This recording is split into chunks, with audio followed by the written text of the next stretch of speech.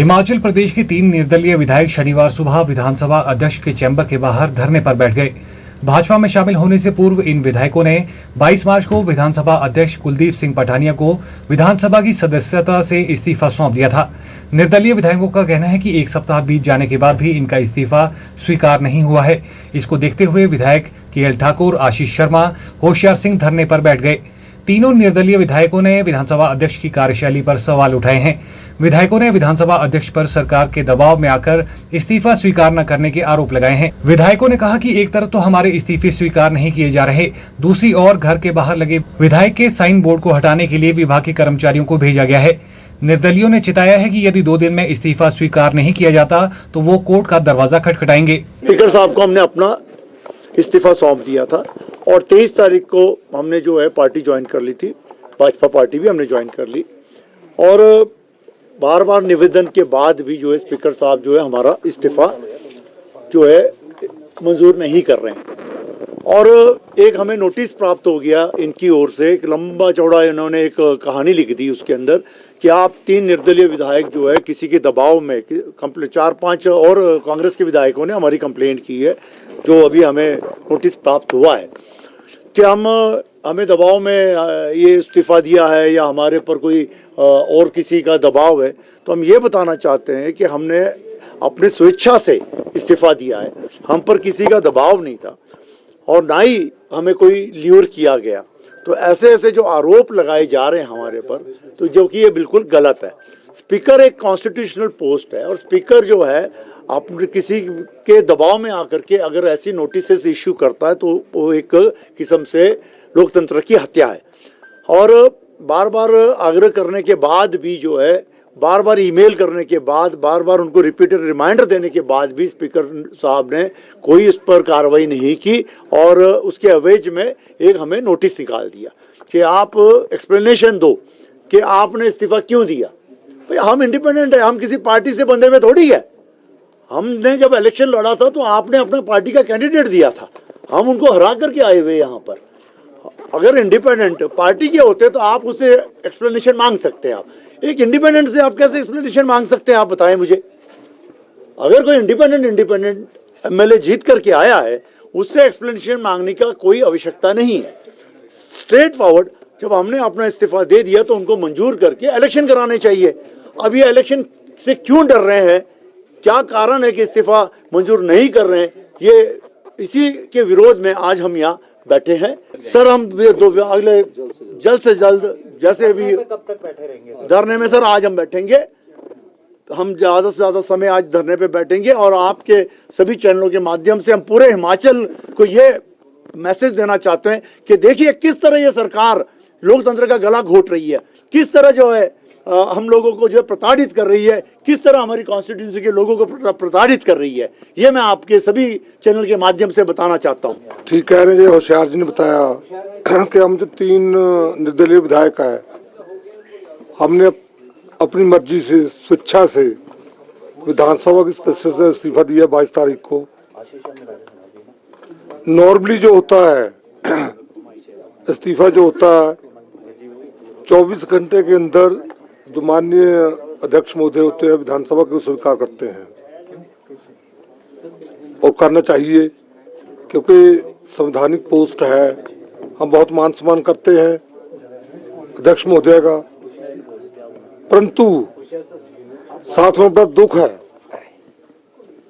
कि इसको बिना मतलब से एक राजनीतिक रंग दिया जा रहा है। ठीक है, हम मानते हैं स्पीकर भी एक पार्टी से होते हैं पहले, जब विधानसभा का अध्यक्षों को बना दिया जाता है तो वो सब सदस्य जो होते हैं सबके संरक्षक बन जाते हैं। ये हमेशा एक हिस्ट्री बनेगी, हिस्ट्री बनती है कि किस स्पीकर ने विधानसभा का स्पीकर रहते हो क्या क्या कार्य कैसे किए हैं। जो पहले उनका कार्य उस पर मैं प्रश्न नहीं करना, अच्छा कार्य वो अच्छा सहयोग दिया उन्होंने, परंतु अब अचानक हमें नहीं समझ आता क्यों ऐसा वो कर रहे हैं। ठीक है, उनको जितना करना चाहिए तो उन्होंने कर लिया। 1 हफ्ता हो गया, हमने रिमाइंडर भी दिया कि हमारे स्पीकर जो रिजाइन स्वीकार करिए, परंतु अभी तक कोई उसका ना तो स्वीकार तो नहीं किया, परंतु साथ उसके उल्टा हमें नोटिस थमा दिया। उसमें जैसे होशियार जी ने बताया कि उसमें अलग अलग बातें हैं कि आप प्रेशराइज हो रहे हैं, आपको राज्यसभा में ऐसे वोट डालिए, आपने आपको इग्नोर किया गया, ये किया वो किया गया। तो मैं आप सबके माध्यम से और तीनों की तरफ से कहना चाहता हूँ कि दुनिया की कोई ऐसी ताकत नहीं है जो हमें प्रेशराइज कर सके, एल्योर कर सके। हम अगर डरते हैं सिर्फ भगवान से डरते हैं या जो हमारी जनता है नालागढ़ जिसकी हमें या देरा की ओर होशियारपुर जो इनकी हमीरपुर की है जिन्होंने हमें जिताया है, उनके लिए ये हमारा दायित्व है और उनसे ही हम उनकी बात हम मानते हैं। तो इसलिए किसी पॉलिटिकल पार्टी का प्रेशर हमारे ऊपर नहीं था ना है। उसके अलावा हमारी एक और बात थी, सबसे बड़ी बात हम तीनों की लगभग, कि हम सब जो सरकार हर फ्रंट पे फेल थी, विकास कार्य ले लो, युवाओं को नौकरियां देने के ले लो, हमारी विचारधारा भी तीनों की भाजपा की थी। तो ये भी हमारे लिए एक मौका था, तो हमने इसलिए भाजपा के कैंडिडेट को राज्यसभा में वोटिंग की है अपनी अंतरात्मा की आवाज से। अगर हम कांग्रेस के कैंडिडेट को वोट करते तो शायद लोग जो हमारे कंस्टिट्यूशन कहते हैं आपने ये क्या कर दिया, ये बहुत बड़ी बात थी। तो इसलिए बिना प्रेशर से जो हमारी अंतरात्मा ने कहा, जो हमारी विचारधारा थी, सरकार फेल थी, सरकार काम नहीं कर पा रही थी, तो इसलिए हमारे उस टाइम मौका था। आप कह रहे थे ना कि अभी क्यों किया आपने ऐसा, अभी हमारे पास एक मौका था, 14 महीने वेट किया, सरकार शायद काम करे। और जो थोड़े बहुत काम कोई ट्रांसफर 2-4 होनी थी, फिर वो भी नहीं होनी थी हमारी, इसलिए हम चुप रहे। जब मौका मिले तो हमने वो काम किए जो हमें करना चाहिए था। देखिए, सबसे पहली बात तो ये है कि जब ये 27 तारीख को सारा घटनाक्रम घटा है, जो राज्यसभा की सीट के लिए जो कांग्रेस के कैंडिडेट थे और जो भाजपा के कैंडिडेट थे, तो हमने भारतीय जनता पार्टी के जो कैंडिडेट हैं उनको हमने वोट डाला और वो अपनी मर्जी से डाला, क्योंकि जैसे कि KL ठाकुर जी ने और होशियार सिंह जी ने बताया कि हमारा अधिकार है कि हम किसी को भी मत दे सकते हैं।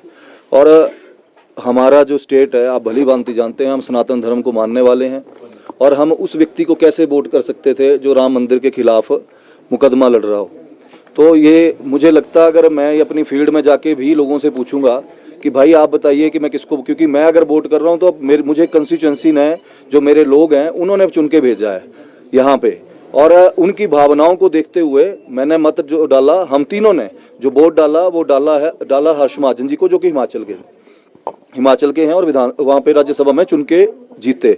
और हमें भी उससे हौसला मिला कि जो हमने निर्णय लिया है भगवान हमारे साथ है। दूसरी बात, जब ये सारा प्रकरण हुआ उसके बाद मुख्यमंत्री जी ने झूठे मुकदमे दर्ज करना शुरू कर दिए। जो मेरे परिवार का कारोबार है, चाहे कंस्ट्रक्शन कंपनीज हैं, उनको वहाँ पे कार्य जो हैं रुके हुए हैं, मतलब जो कार्य चले हुए थे उनको बंद कर दिया।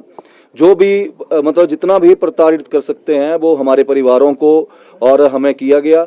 और ये हमने फिर निर्णय लिया कि हमने इस सरकार का साथ बिल्कुल भी नहीं देना है, क्योंकि ना तो इनमें कार्य करने की क्षमता है सरकार में, और पिछले 14 महीने से जिस तरह से विकास कार्यों की जो हालात हैं पूरे प्रदेश में, आज की डेट में कोई भी पूरे प्रदेश में जो काम चले हैं, चाहे वो PWD में चले तो PMGSY या नाबार्ड के चले हैं, स्टेट हेड में कोई पैसा ना स्वीकृत किया गया। पिछले 14 महीने में हमने बहुत बार कोशिश की, मैंने तो करीब 8 महीने से कोशिश की माननीय मुख्यमंत्री जी से मिलने की, लेकिन एक बार भी उन्होंने मुझे समय नहीं दिया। उल्टा जब मैं सचिवालय में गया तो 4 विधायकों के सामने मुझे ये बोला गया कि 3 महीने बाद 12 तारीख को आइए, तब आपसे मुलाकात होगी। तो ये मुझे लगता है ये मेरा अपमान नहीं है, ये अपमान जो हमीरपुर की मेरी देवतुल्य जनता है जिन्होंने चुन के भेजा है मुझे, उनका अपमान है, और मैं अपनी जनता का अपमान नहीं सह सकता हूँ। मैं पहली बार चुना हुआ विधायक हूँ, ना तो इस तरह की राजनीति मुझे करने आती है, ना ही इस तरह के मेरे संस्कार हैं कि मैं इस तरह की खरीद फरोख्त की राजनीति में जाऊं। दूसरी बात, कोई भी ऐसा विधायक नहीं है 9 में से जिसको कोई खरीद सके। अपनी स्वेच्छा से मान सम्मान की लड़ाई है, और मान सम्मान की लड़ाई जनता के बीच में जाके लड़ी जाती है। अगर इतना ही प्रदेश सरकार को और मुख्यमंत्री जी को अपने ऊपर भरोसा है तो इस्तीफा मंजूर करें, और मुख्यमंत्री जी के गृह जिले से हूं मैं, वहां पे आएं, चुनाव प्रचार करें, लोगों के बीच में जाएं। लोकतंत्र है और लोग ही फैसला करते हैं कि हमने गलत किया कि सही किया है, और अगर हमने गलत किया होगा तो हम हारेंगे, और नहीं आएंगे, और अगर सही किया होगा तो लोग इनको बताएंगे कि क्या इनके कर्म है, जो इनको कर्मों का जो लेखा जोखा है वो यहीं पे बहुत जल्द देना पड़ेगा।